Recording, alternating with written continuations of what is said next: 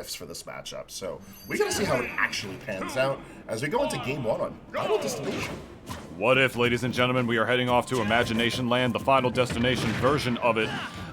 This stage, it kind of makes sense. No platforms to, I mean, you know, it's sort of iffy because I feel like platforms can assist Meta Knight or disrupt his combos depending on, you know, how the Meta Knight really wants to play it and just the weight and fall speed of the character. Ike, of course, you know, can utilize this stage. He's got all that free space in the world to just fall down with these neutral airs, and if the Meta Knight doesn't have those parries on point, it can definitely spell a hard time for him.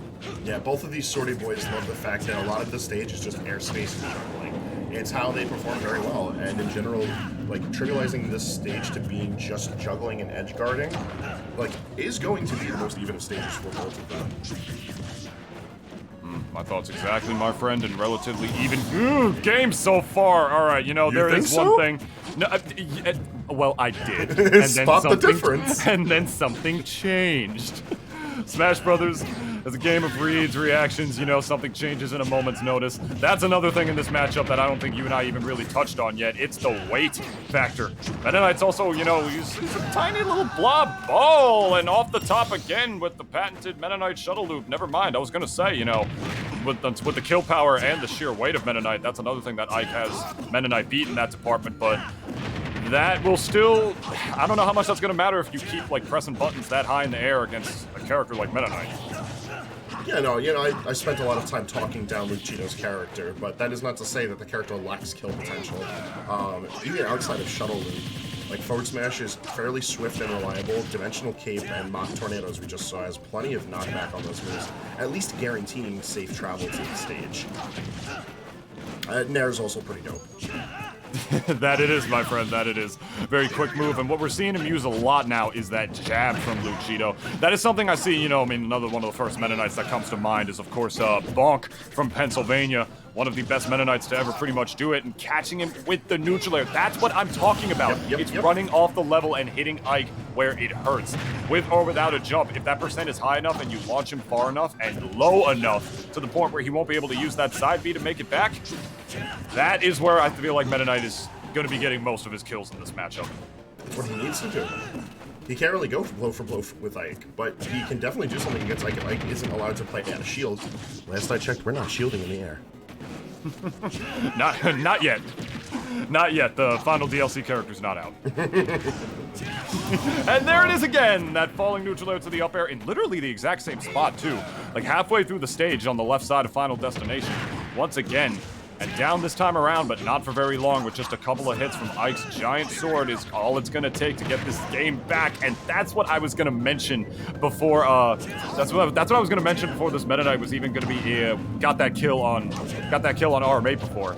It's the jabs. If there's anything I see like other Meta Knights like Bonks do a lot, it's running in with those jabs. It's one of Meta Knight's quickest options off of the ground, but also most committal, as Ike is going to die there from the side B quick draw. Yeah, quick draw just wasn't able to get the distance because there was a Lukechito in the way. Who put that there? Yeah, he put himself there, and good on him.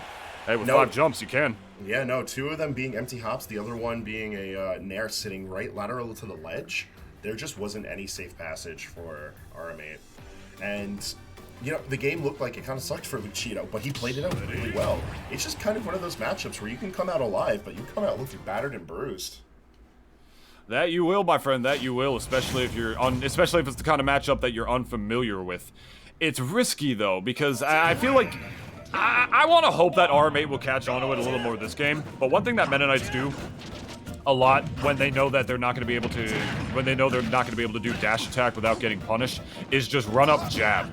Is mixing up where they're going to do that jab. That's one of Meta Knight's quickest options off of the ground, since his tilts are kind of awkward and also very committal, but so is that jab at the end of the day too. It's like, yeah, you'll get a lot of damage and very good positioning if you hit that move, but if you don't, you're going to get a meaty punish from one of the meatiest hitting characters in this game.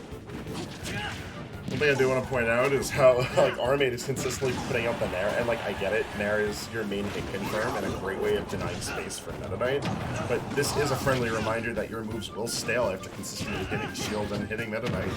You gotta mix it up a little bit. Maybe he's actually thinking of that. Maybe he wants that Nair to stale a little bit so it will have less knockback. It will not combo into up air when he needs it. Really? And it is very dangerous to stale that move. Oh. Yeah, I would have guessed the... Oh, okay, you better fastball that just narrowly enough. Good for you. I was going to say, I would have guessed the complete opposite, but I'd be wrong that time around. Still able to catch him raw with the up air, though. No neutral air needed this time around. Yeah, I feel like one thing I would like rm8 to start focusing on is heavier ground game. Even though Meta Knight, typically speaking, excels at playing on the ground, covering the air nicely from Lukechito, I feel like Ike is going to at least be able to outrange Meta Knight. And that, I feel, isn't asking for a lot. Between down tilt and forward tilt, there's a lot of ways that Ike is going to be able to deny that ground space and potentially force aerial approaches or more defensive approaches from Lukechito, in which case he can just respond accordingly and get that Nair that he wants so badly. I couldn't agree more with that. I've said this for years, but if you're... Oh, never mind. He's not able to land this time around, not DIing away, but will still be able to survive this time around and not getting it that time around. And there you go. Your point proven. He got that neutral air and wasn't able to get the up air off of it. But yeah, that's a shame. He really almost turned that whole string just into his kill. Continuing on with Meta Knight before, I've said this for years. If your sword character is outranged by Mario, your character might not be that good. That's what I've always said. And Meta Knight is, the dash attack is going to do it. He is technically a sword character, but that's a knife. It's not a sword, man. It's not the same as like Ike or any of the Fire Emblem characters or what have you. So Ike definitely hasn't been in the range department. Yeah, it's like that's a duck. It's not even a sword. Galaxia, the most legendary blade in all of the galaxy. I wish it actually beaten out by the average mallard. Hugh Neutron is he's like just eating he's not eating his heart out somewhere. He's eating his pie, happy as a lock. And speaking of happy as a lock, so is Lukechito, able to get that shuttle loop off the top and keep this second game even. Oh man, what a set going on right here. Yeah, I wish it was the actual Galactica sword instead of just like, you know, the reskin for it. That'd be cool, but whatever. No DLC skins, not yet. Soon trademark. Ooh. This damage in. That correct situation. Burst option with the dash attack. Crazy call out. Now the stage positioning is firmly in the favor of rm8 right now. Got Meta Knight off the level, but that's a character with multiple jumps. He'll make it back just fine. And in Tunis, I'm getting a vague sense of deja vu here, because this game 2 has been sitting very heavily into rm8's favor, yet there's still that little chance that he could just lose out to Lukechito. No.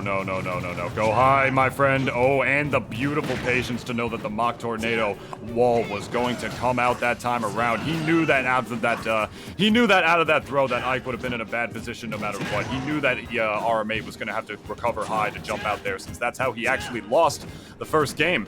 Very smart on Lukechito to try to build that wall with a powerful one-hit move like the Mach Tornado, try to catch the quick draw on the way in. And even smarter of him to go underneath it instead with that patience, since Ike can, in fact, do it. Ooh. Good catch. Yeah, good catch with the forward air indeed, my friend. Dimensional Cape stuffed out. I submit to no one. No one. You know, the Dimensional Cape returns to stage weren't bad at all. But he just kept on using it. It was just consistently the same method, and he kept on going relatively close to the stage with it to take advantage of how little cooldown is on aerial Dimensional Cape, which isn't bad. But you can't do it 4 times in a row because your opponent is going to catch on. And the returning fair is just a really good call, because we hadn't seen a lot of just fresh fair. It's typically fair out of down throws or up throws, a typical follow-up, or just chasing. Yeah, it doesn't matter how broken an option is, and not saying that that one necessarily is, but if you do the same thing over and over again, your opponent will eventually catch on to it. And even though Lukechito lost that game, I like how they acknowledge what the win condition, or one of the win conditions for Meta Knight really is, and that is positioning off of those grabs. I can't stop thinking about that scenario where he got that down throw by the ledge, and the first thought that came to my mind is like, all right, Lukechito could win the set right here. He's at 40, rm8 is at 44%, but he can gimp him here somehow if he gets him low enough, if he stuffs out his jump and is able to hit him somehow before the quick draw comes out, puts up the Mach Tornado wall like you saw him try to do when you saw rm8 recover high. There was a multitude of ways that could have went down, but rm8 He just understood the exact scenario that he was in. He's like, all right, Meta Knight threw me here. Meta Knight, all they think about is positioning when they get these grabs because they have multiple jumps and can really just wait out the situation to see where I'm going to go before putting out a hitbox. All rm8 realized they had to do was really just wait and know when to pop that quick draw at the right time, and that is why he's still here in a Game 3 in this set, my friends. And let's see how this Game 3 goes as we return ourselves to Final Destination. The stage itself, I think, seeming fine, although I would like to point out that I think rm8's been, like, controlling the stage a bit better. He's been going consistently for throws that allow him to juggle.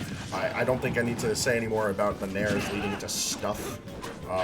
It's a cornerstone of Ike play, very consistently displayed by rm8. But there we go, an early kill of the shuttle loop. Lukechito playing his game.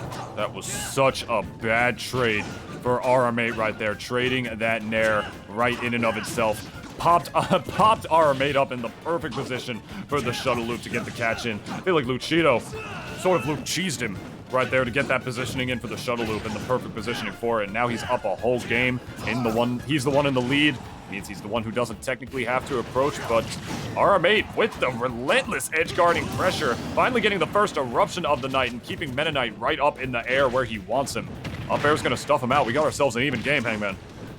The call on the drill row is actually brilliant to use eruption, because normally it wouldn't hit any of the small hurt boxes that are displayed by Meta Knight. So it's funny, and we didn't see either of those tools until that very situation. And now that minor lead that Lukechito held on to is just quickly evaporating as we see the Ike swing away. 97% and counting on the Meta Knight. All the way up there to 112, my friends, and now pretty much just one meaty hit from Ike, which is just about all of his hitboxes. Will do it against this tiny character in Meta Knight. The only question is, how will Lukechito be able to approach in a safe and as non-committal way as he possibly can to ensure that that doesn't happen? That's the thing, man. It's Meta Knight. A lot of his approach options are very, very committal. A lot of his burst options are. Frankly, a lot of the ways he tacks up damage are. It's just the raw air itself will even take the stock this time around. I feel like the problem isn't even the commitment behind the buttons. It's the fact that it's very projected. Meta Knight is a very obvious character. Like, a lot of the things that he can't go for much, but the things that he can go for are very telegraphed by his kit. And if it whiffs, if it doesn't just work out, you're kind of left there figuring out, all right, well, now I've just got to get myself to safety and try it again. Try it again, he shall, my friends. There's the falling nair. Ooh, to the back air, and a beautiful stuff out by the forward air right there. Acknowledging, keeping his double jump to make sure he'll be able to make it back, because there was a solid chance that that wouldn't kill, and it didn't. And now all of a sudden, this is definitely rm8's game to lose, my friends, with another run off forward air. But he's not losing it. He's going to be winning it. There it is. Off the forward air once again gives him a 2-1 victory, and we will be seeing rm8 over winners finals. There he is, my friends. He's going to have a chance to go up against Rivers in this bracket. We'll take a look at some of these replays for you before we get into our next set here. His first play coming around. There's that trade once again. So rough for rm8 right there, but he was able to bounce back from it. Whew. There you go, the eruption, getting him up in the air, catching him with the up air as you are wont to do as Ike. That's a big, meaty hitbox to make your way back down. You got multiple jumps, but if you don't mix up where you're going on the way down, that is a giant hitbox. It's going to be hard to get around it. And by the end of the game, I feel like the download might have been in full swing, because you saw that was twice in a row. Twice in a row that rm8 did a run-off forward air against a character with multiple jumps. He also recognized that there's just nowhere for Meta Knight to go. Yeah. Like, Meta Knight can't really stall. He can't really move too far out of the way with his special moves any differently than he would with a jump. Like,